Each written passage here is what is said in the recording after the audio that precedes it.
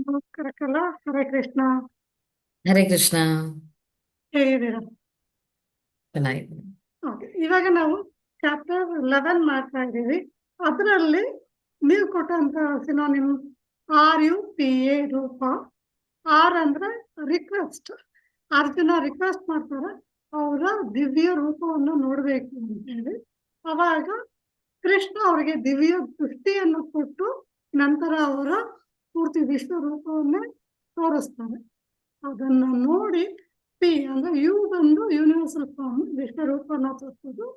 P ಬಂದು ಅರ್ಜುನ ಆ ರೂಪವನ್ನು ನೋಡಿ ಅವರು ಪ್ರೇಯರ್ ಮಾಡೋದಕ್ಕೆ ಸ್ಟಾರ್ಟ್ ಮಾಡ್ತಾರೆ.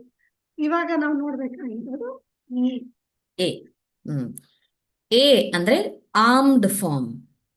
ಆರ್ಮ್ಡ್ ಫಾರ್ಮ್ ಏನಾಗುತ್ತೆ?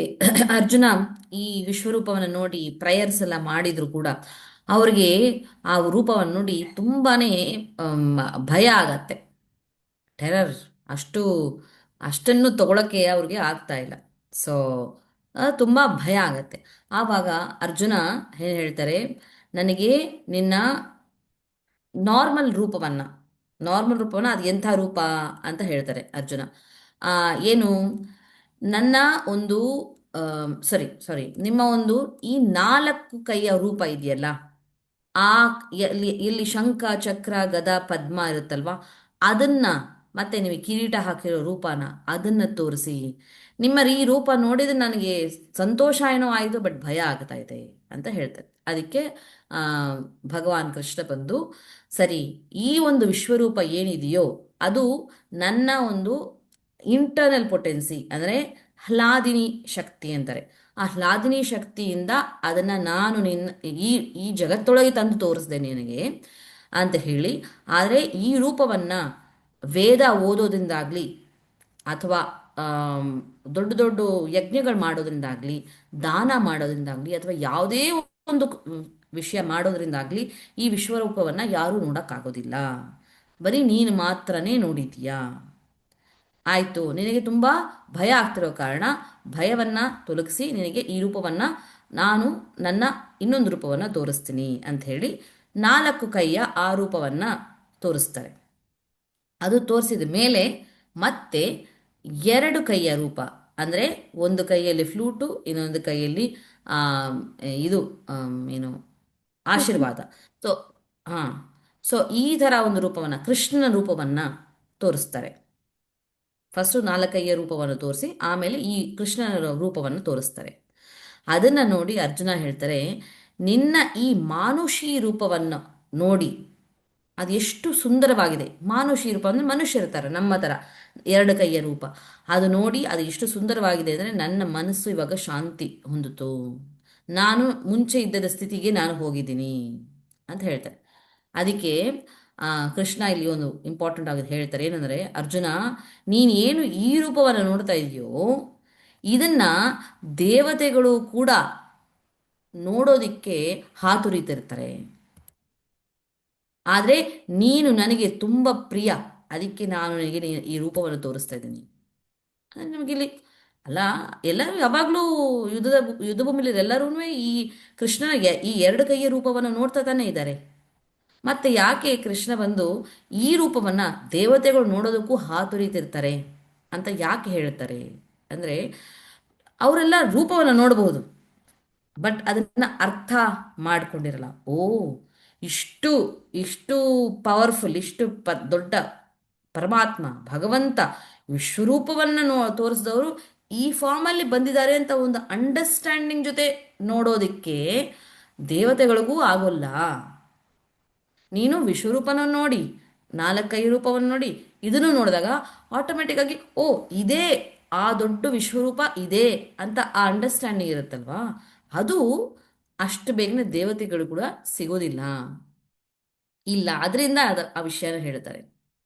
ಆಮೇಲೆ ಅರ್ಜುನ, ನೀ ಈ ಈ ನನ್ನ ರೂಪವನ್ನು ನೋಡೋದಕ್ಕೆ ಆ ಆ ವಿಶ್ವರೂಪ ನೋಡೋದಕ್ಕೆ ದಿವ್ಯ ದೃಷ್ಟಿ ಬೇಕು, ಸರಿ.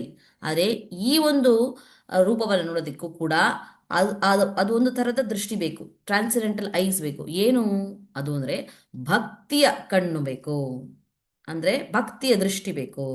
ಅಂದರೆ ಆ ಭಕ್ತಿಯಿಂದ ಮಾತ್ರನೇ ನನ್ನನ್ನು ಅರ್ಥ ಮಾಡ್ಕೊಳಕ್ಕಾಗತ್ತೆ. ನಾನು ಹೇಗೆ ನಿನ್ನ ಮುಂದೆ ನಿಂತಿದ್ದೀನೋ ಅದನ್ನು ಡೈರೆಕ್ಟಾಗಿ ನನ್ನ ಅರ್ಥ ಮಾಡ್ಕೊಳ್ಳೋಕ್ಕೆ ಭಕ್ತಿಯ ದೃಷ್ಟಿಯಿಂದ ಮಾತ್ರನೇ ಆಗತ್ತೆ.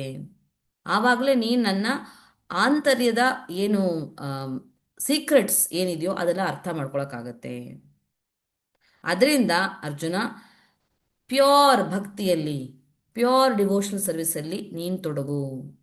ನೀನು ಮುಂಚೆ ಮಾಡಿದ ಎಲ್ಲ ಏನು ಆ, ಆ, ಕರ್ಮ ಇದೆಯೋ ಅಥವಾ ಏನು ಜ್ಞಾನಯೋಗದಲ್ಲಿ ಏನೇನು ಇದು ಈ ಥರನ ಅದು ಆ ಥರನ ಅದೆಲ್ಲ ಬಿಟ್ಟುಬಿಟ್ಟು ನೀನು ಭಕ್ತಿಯಲ್ಲಿ ತೊಡಗು. ನೀನು ಈ ಥರ ತೊಡಗಿದ್ರೆ ನೀನು ನನ್ನ ಥರನೇ ಬಂದು ಸೇರ್ತೀಯಾ ಅಂತ ಹೇಳಿ ಕೃಷ್ಣ ತನ್ನ ಒಂದು 4 ಕೈಯ ರೂಪವನ್ನು ತೋರಿಸಿ, ಆಮೇಲೆ 2 ಕೈಯ ರೂಪವನ್ನು ತೋರಿಸಿ, ಆ ರೂಪಗಳ ಅರ್ಥವನ್ನು ಹೇಳಿ ಅದನ್ನು ಹೇಗೆ ಹೊಂದಬಹುದು ಅನ್ನೋದನ್ನು ಹೇಳ್ತಾರೆ. ಇದು ನಮ್ಮ ಈ ಪಾರ್ಟಿನ ಸಮ್ಮರಿ. ಓಕೆ, ಸೊ ಇಂಪಾರ್ಟೆಂಟ್ ಶ್ಲೋಕ ನಂಬರ್ 52 ಅದನ್ನ ಇವಾಗ ರಿಸೈಟ್ ಮಾಡೋಣ.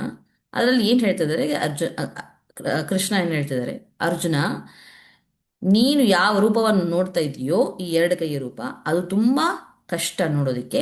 ದೇವತೆಗಳು ಕೂಡ ಇದನ್ನ ನೋಡೋದಕ್ಕೆ ಹಾತೊರೀತಿರ್ತಾರೆ ಅಂತ ಹೇಳಿ ಹೇಳ್ತಾರೆ. ಓಕೆ, ಶ್ರೀ ಭಗವಾನುವಾಚ ಶ್ರೀ ಭಗವಾನುವಾಚ ಸುದುರ್ದರ್ಶನಂ ಸುದುರ್ದರ್ಶನಂ ಸುದುರ್ದರ್ಶಂ ಸುದುರ್ದರ್ಶಂ ಇದಂ ರೂಪಂ ದೃಷ್ಟವಾನಸಿ ಯನ್ಮಮ ದೇವಾಪ್ಯಸ್ಯ ರೂಪಸ್ಯ ನಿತ್ಯಂ ದರ್ಶನ ಕಾಂಕ್ಷಿಣಃ. ಶ್ರೀಭಗವಾನುವಾಚ ಸುದುರ್ದರ್ಶಂ ಇದಂ ರೂಪಂ ದೃಷ್ಟವಾನಸಿ ಯನ್ಮಮ ದೇವಾಪ್ಯಸ್ಯ ರೂಪಸ್ಯ ನಿತ್ಯಂ ದರ್ಶನಕಾಂಕ್ಷಿಣಃ.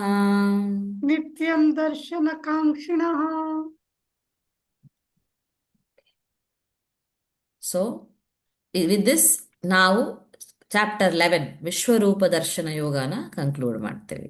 ನೆಕ್ಸ್ಟ್ ವಿಡಿಯೋದಲ್ಲಿ ನೆಕ್ಸ್ಟ್ ಚಾಪ್ಟರ್ ನೋಡೋಣ. ಹರೇ ಕೃಷ್ಣ. ಹರೇ ಕೃಷ್ಣ.